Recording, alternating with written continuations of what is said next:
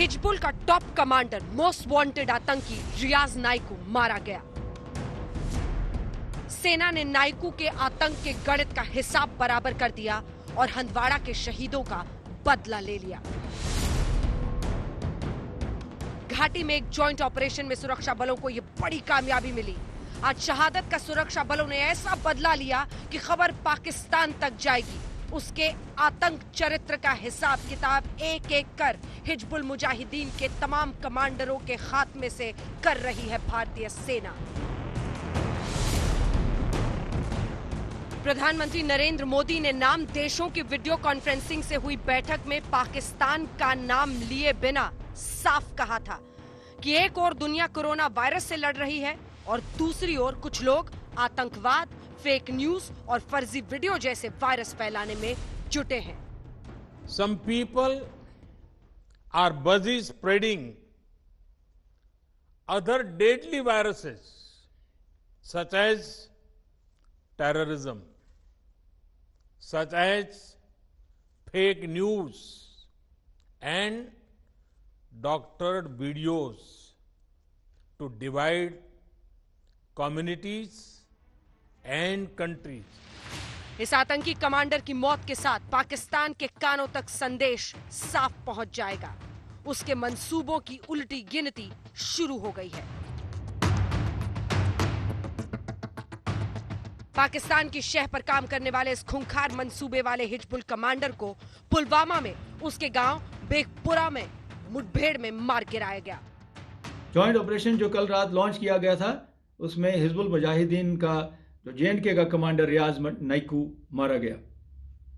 इसके साथ मैं कहूंगा कि हिजबुल मुजाहिदीन का सर कट गया है और जे.एंड.के में मिलिटेंसी की कमर टूट गई है और खत्म होने वाली है।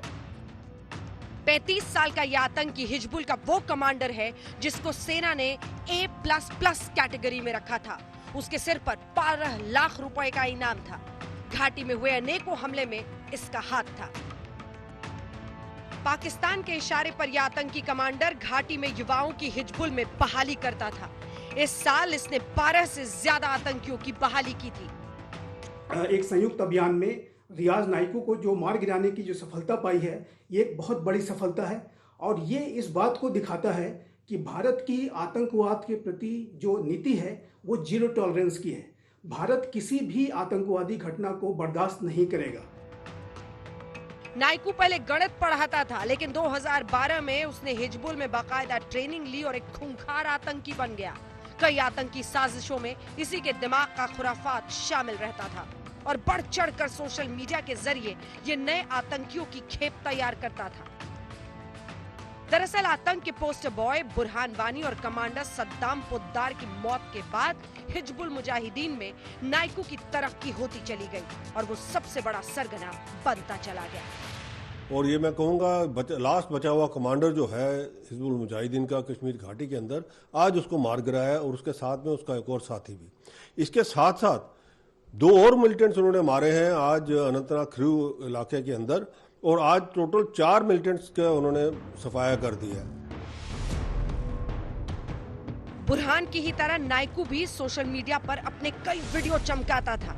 वो गर्व से ऐलान करता था कि वो भारतीय सेना की हिट लिस्ट में नंबर 1 पर है। अपनी जहरीली तकरीरों से वो घाटी में नफरत फैलाता, सुरक्षा बलों की मदद करने वाले स्पेशल पुलिस ऑफिसर्स को धमकाता, हथियार लहराता, आतंकियों की मौत पर उन्हें सलामी करने पहुंचता। यहाँ तक कि आटा गूंथते, रोटी पकाते वीडियो भी डालता, अलग अलग करतब करता ताकि युवाओं को आतंकवाद की तरफ वो खींच पाता। आतंकवादियों को मारा जा रहा है, उनसे मुठभेड़ में सेना को हमेशा कामयाबी मिल रही है, लेकिन एक और बात यह है कि हमारी सेना की भी जवानों की शहादत हो रही है। दुख की बात है, लेकिन सेना कभी पीछे नहीं हटती। उसने हमेशा पाकिस्तानियों को और इन आतंकवादियों को मुंह की ही खिलाई है। बीते रात से ही सुरक्षा बल घात लगाए बैठे थे और फिर आज सुबह मुठभेड़ शुरू हुई। आतंकी कमांडर नाइकू अपने 2 साथियों के साथ मारा गया। दूसरे आतंकियों की मौत पर हथियार लहराने वाला आतंकी कमांडर नाइकू महामारी के वक्त ऐसी मौत मरा है कि हिजबुल मुजाहिदीन की नींव हिल जाएगी। सवाल है कि क्या घाटी से हिजबुल का खात्मा होगा? क्या कश्मीर आतंक फ्री होगा?